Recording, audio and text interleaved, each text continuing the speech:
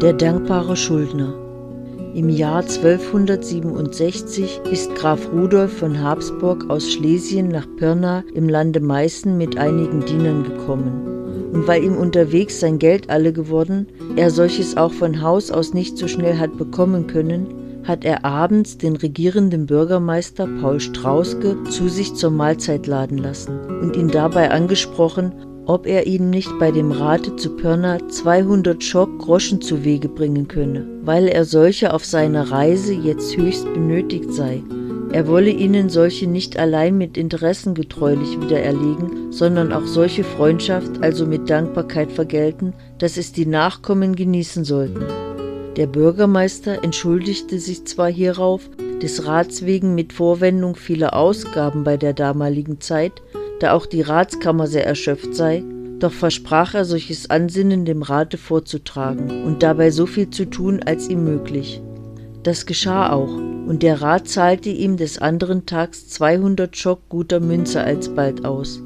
Ob nun zwar wohl der Graf sich verschrieben, innerhalb Jahresfrist solches Geld dem Rate wieder auszuzahlen, konnte er es doch auf die bestimmte Zeit nicht bewerkstelligen, weil seine Erwählung zum Kaiser 1272 nebst anderen Kriegshändeln dazwischen kam.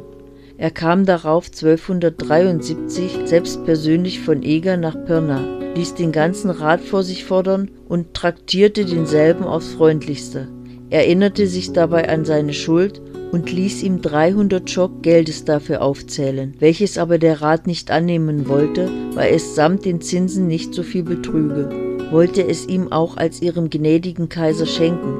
Der Kaiser aber wollte nicht und nötigte sie, bis sie endlich 200 Schock von ihm annahmen. Dafür bedankte er sich aufs Freundschaftlichste, dass sie ihm dazumal in der Not so willig beigesprungen und ihm als einem Fremden die 200 Schock anvertraut, begnadigte auch die ganze Stadt mit besonderen Freiheiten und verordnete unter anderem, dass, so oft eine pirnaische Jungfrau heiraten würde, ihr aus seiner kaiserlichen Kammer 30 Schock Geldes zum Heiratsgut ausgezahlt werden sollte. So soll er gleichfalls auch der studierenden Jugend in Pirna verschiedene Stipendia verordnet haben. Es gedenket auch der oben gedachte Autor, dass kurz nachher, als der gefährliche Krieg zwischen dem Kaiser und dem König Ottokar zu Ende gegangen und der Kaiser ganz Böhmen, Österreich, Lausitz und Meißen an sich gebracht hatte, er mit Ernst befohlen hatte, dass die Stadt Pirna allein von allen Kontributionen frei blieb.